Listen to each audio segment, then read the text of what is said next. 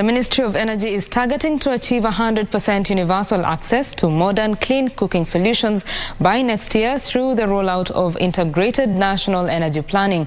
According to the Secretary of Administration in the Ministry of Energy, Wycliffe Ogallo, adopting clean cooking energy solutions will mitigate the adverse effects of climate change.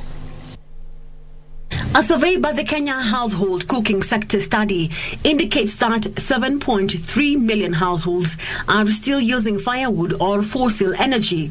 This is contributed to an increase in Kenya's greenhouse gas emissions at a time when the nation is feeling the adverse effects of climate change.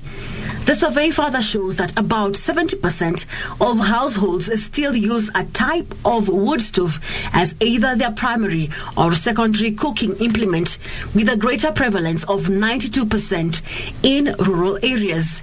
To this end, the Ministry of Energy has embarked on a plan that will see 100% universal access to modern cooking by next year under an integrated national energy planning. And renewable energy can support broader transitions from polluting fuels to cleaner forms of energy in the energy system mix. This came as it emerged that drought had affected major sources of energy like hydro. And energy is also beyond electricity.